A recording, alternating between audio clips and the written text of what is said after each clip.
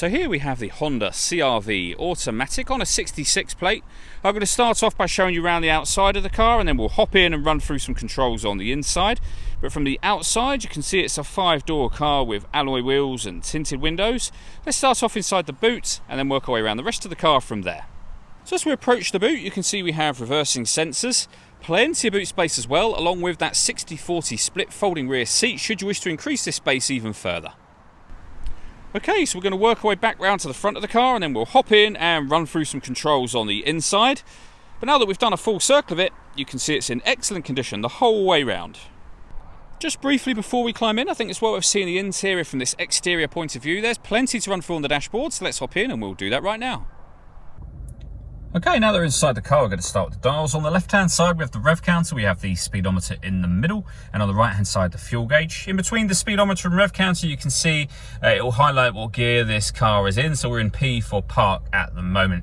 You then have a second screen over here that deals with fuel economy information and other menus as well, from your time, your radio, fuel economy, and then back round to the beginning again. And you can change the information that's displayed there by using the buttons on the left-hand side of the steering wheel just here. Beneath that, we have phone controls. And over on the right-hand side, we have cruise control and a speed limiter. And you can set those using the buttons underneath that section just there. Over in the center, we have the main radio screen for the car. So this is where you can, it's all touchscreen, but where you'll be able to change the source from FM to long wave, medium wave, or DAB radio. You have USB input, iPod input. You can stream your music wirelessly via Bluetooth audio as well, and this car's got HDMI input, so loads of ways to listen to your music.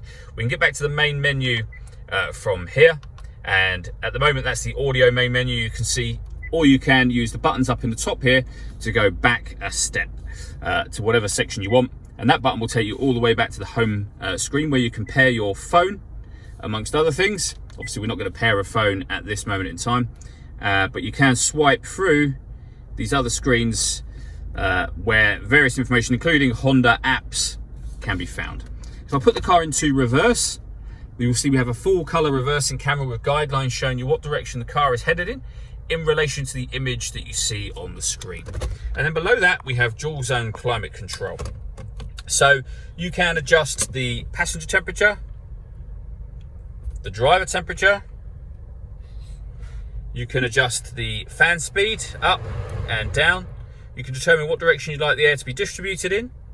When you're happy with those settings, this button will turn the whole system on or off. This button will turn the air conditioning off or on. Or you can hit auto, and the car will now maintain the temperatures you've asked for by taking full control of the fan speed. And you can leave it like that if you want to, or you can override it by readjusting the fans yourself. Put it back on whatever settings you want it on, just there. We then have the gear lever for the fully automatic gearbox, and underneath that little cap, a 12-volt charging socket. All that leaves me to say is thank you for taking the time to watch this video. If you'd like to come and see the car in person and have a test drive, please feel free to call any of our MJA sites. We'd love to hear from you soon.